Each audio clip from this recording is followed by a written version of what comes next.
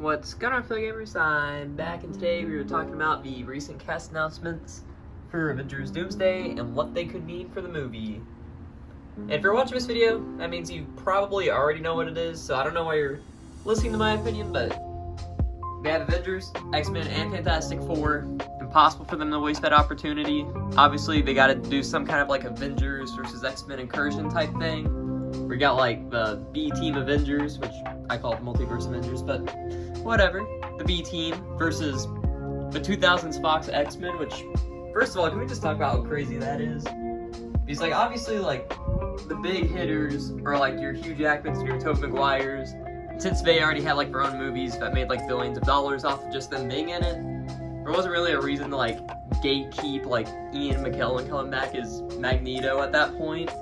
But still, they just shadow drop Magneto, Cyclops, and the Nightcrawler out of nowhere, which is crazy, because I feel like they probably, like, depending on when they made it, they could have sold a whole movie off of that, but I'm glad that they're here. Good choices. There are some weird exclusions, like, where's Jean Grey? Where's Wolverine? Where's Deadpool? They have Gambit, though. So, I mean, that kind of makes up for itself there. But, like, besides from that, like, Storm isn't even there. Mystique's there. I didn't expect to see her, but that's cool. And surprisingly, none of the young cast is coming back. So, like, no, Fassbenders, none of them. Literally just the OG cast, which is cool. But I was kind of hoping to see some of the new people show back up, because they kind of had premise, they never had it. They had, like, one good, like, prequel movie, and that's it. And then the other one was shared with Hugh Jackman, who stole the show the whole time. So I feel like that cast was probably robbed, but it's just good to see him back, and they're probably all gonna get comic accurate costumes, especially for Cyclops. That one's gonna be cool, so I'm excited for that. But then another, probably the most notable exclusion, no Spider-Man of any kind. Like, yeah, sure, I get like not having like an Andrew Garfield or Tobey Maguire in there, but there's no like I'm bugging. No Tom Holland or anything, which is kind of surprising since he's like the golden boy of the MCU right now. But bold choice. Apparently, Spider-Man 4 is supposed to take place during Doomsday, so I guess that makes sense. He'll probably be in the post-credit scene. Let's be so for real. He's gonna be in there somehow. And then the second most noticeable absence is Doctor Strange. From like the way that they were hyping him up, I thought he was gonna be like, honestly, probably like the Iron Man or at least Captain America of the Multiverse Saga. And he's literally only had 2 appearances, because what if it's not canon? I don't care what anybody says. But yeah, his last appearance was in like 2022 or 2023, so he's been gone for literally years at this point. He's probably not gonna get his 3rd movie, so we're gonna have to like explain that off camera. Because they left it on like a cliffhanger of him like, ooh, you caused an incursion, you gotta go stop it, which obviously was teasing a prequel. That never happened, which, I mean, would that movie have been good? Probably not, but it would have had creative flair if they had Sam Raimi do it again, so I was looking forward to it. But he's just gonna show up in Secret Wars, I guess, no explanation given. But then, some of the other people I'm surprised didn't show up were like Hawkeye and Hulk. Like, yeah, I get it, they're like old, and Hulk kind of has sucked since like Infinity War. But like, it's weird not seeing them. And also the fact that the Avengers always lose whenever Hawkeye's not on the team is pretty much telling us that the Avengers are going to lose in this movie. Because, I'm not sure if I've talked about this on the channel, but there is compelling evidence that Hawkeye is the best character. Because if you think all the way back to the first Avengers, when Hawkeye was on Loki's team, Loki was winning. When he joined the Avengers won. The Avengers won against Ultron because Hawkeye was there the whole time. Team Cap won in the airport battle because Hawkeye was there. The Avengers lost in Infinity War because Hawkeye was retired. And then when he came back in Endgame, guess what? Everybody was saved. Is that a coincidence? I think not. So, they're probably going to lose and they're going to get Hawkeye back and then they're going to win in Secret Wars.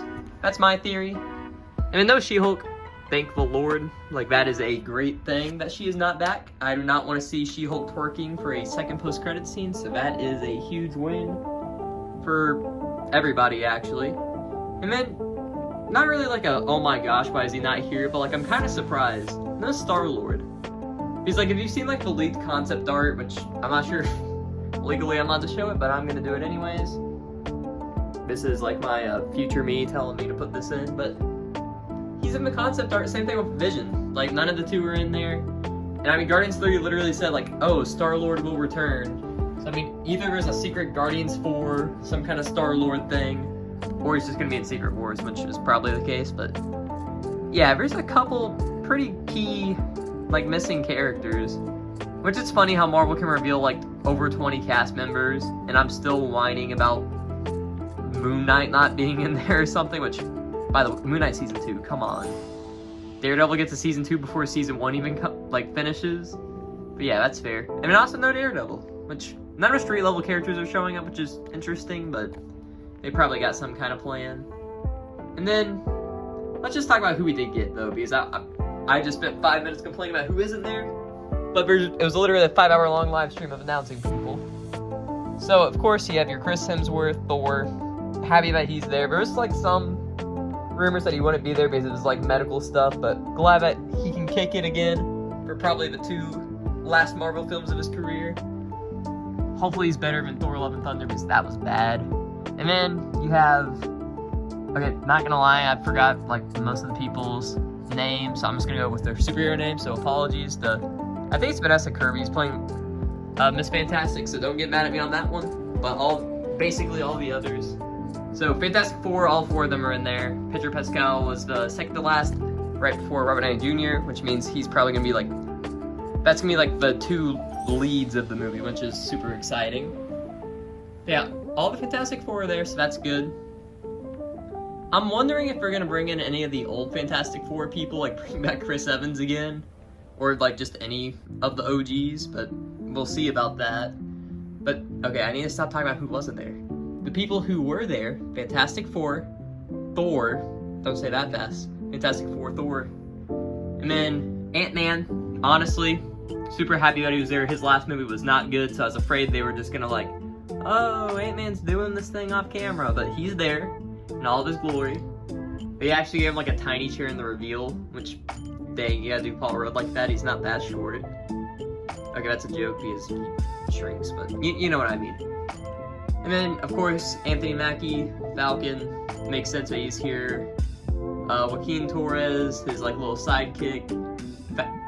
Okay, I don't want to undermine him, but the new Falcon, so that's cool that he's there. Then you got like the Black Panther people, so you got Shuri, you got M'Baku, and you have Namor, which I'm not sure if he's technically a Black Panther character, but I feel like we're kind of similar. And then after that, you have all the Thunderbolts returning except for Taskmaster, so what does that mean? Probably that she's gonna die because she's in like none of the trailers except for like 5 shots. So yeah, Thunderbolts, I'm really excited for it. I'm probably gonna make like a full review when I see it, but yeah, I think that's all of them. Okay, let's talk about the X-Men that we got though. So Patrick Stewart's coming back, who's like 84. And I'm assuming Hugh Jackman will come back eventually until he's 90, but like that's its own thing. But let's talk about the actual 90-year-olds. So we got Patrick Stewart and Ian McKellen, which if you're uncultured, like you swines, that means Professor X, Magneto are coming back, Cyclops, Beast, Nightcrawler, Mystique. So there's some good X-Men coming in. There's still a couple noticeable absent. Oh, Gambit's there. That's gonna carry the movie. He's got to make a name for himself, like yet again. And then I feel like I'm blanking on people, so my bad if I forgot you. But those are like all the big ones, though. And then of course, Robert Downey Jr. is Doctor Doom. I'm still not sure how I feel about it.